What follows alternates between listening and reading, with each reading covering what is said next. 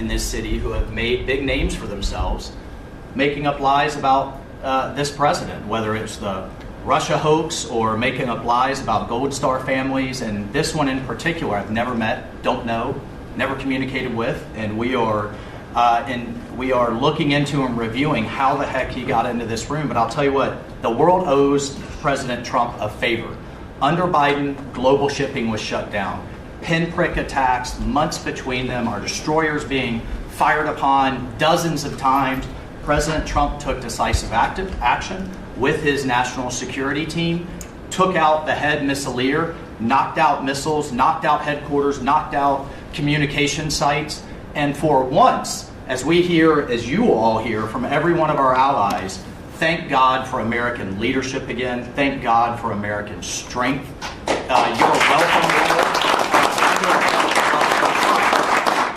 And look, we had a national security team that was coordinating these efforts. As Director Radcliffe testified today, his first day on the job, he was introduced to this app on his government systems at the CIA and at the State Department and otherwise. So, look, this journalist, Mr. President, wants the world talking about more hoaxes and this kind of nonsense rather than the freedom that you're enabling. And a key part of our sovereignty is open sea lanes and knocking the crap out of terrorists, which is exactly what your team and Pete Hegseth, a good friend and fellow veteran, is leading the charge on, and it's an honor. We had a very successful, we had a very successful evening, and we've had numerous successful evenings and days in that area. The Houthis are absolutely on the run. The worst of them has been killed.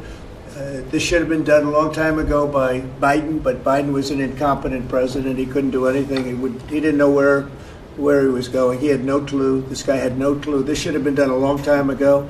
As they shoot missiles at ships, randomly shoot missiles at ships, and they make their own missiles. You know, this is not an incompetent group of people. They make their own missiles.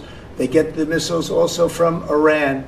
It's an offshoot of Iran, another offshoot. You have Hamas, you have Hezbollah, you have the Houthis. You got a lot of stuff going on with Iran.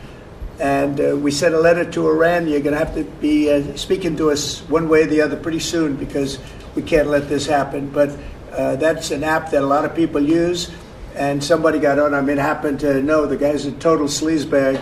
The Atlantic is a failed magazine. Does very poorly. Nobody gives a damn about it. This gives it a little bit of a shot.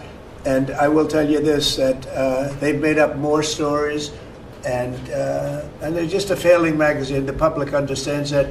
He's a very good man. That man is a very good man right there that you criticize so strongly. He's a very good man, and he will continue to do a good job. In addition to him, we had very good people in that meeting, and those people have done a very effective job, and you're going to see it. And it goes on, by the way. It's going to go on. And I think the Houthis wish that it didn't happen, but that's what it's all about. We have to create a safe country, a safe world, and that's what we're doing.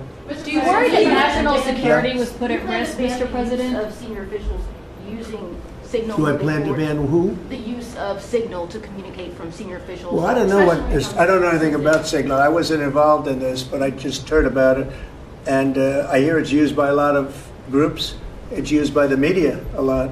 It's used by a lot of the military, and I think successfully. But sometimes somebody can get onto those things. That's one of the prices you pay when you're not sitting in the situation room with no phones on, which is always the best, frankly. But the best is to be there. In fact, oftentimes I've been in fact, just last week I was in the situation room on something very important, and we had a couple of people hooked up by line, and I said, cancel the line. Sorry, fellas, what you do is we'll tell you all about the meeting, because I know people do get on those lines, whether it's signal or anything else. Yeah. So are you going to change any procedures as a result of this? Well, I mean, look, we look at everything, and, they've made a big deal out of this because we've had 2 perfect months. We are bringing in business. We have another one announced tomorrow, a big one, very big. Like in the history of our country, nobody's ever seen anything like it. And I think probably a lot of people are saying they started by saying it was the greatest first month that a president has ever had, and I think that's true. and now they say it's the best second month, and they had to find something. And this certainly will look at this, but the main thing was nothing happened. No, the attack was totally successful. It was, I guess, from what I understand, took place during, and it wasn't classified information. So this was not classified. Now, if it's classified information, it's probably a little bit different. But I always say you have to learn from every experience. I think it was very unfair the way they attacked Michael. He's a good person. The person that was on just happens to be a sleazebag. So maybe that's just coincidence. I don't know.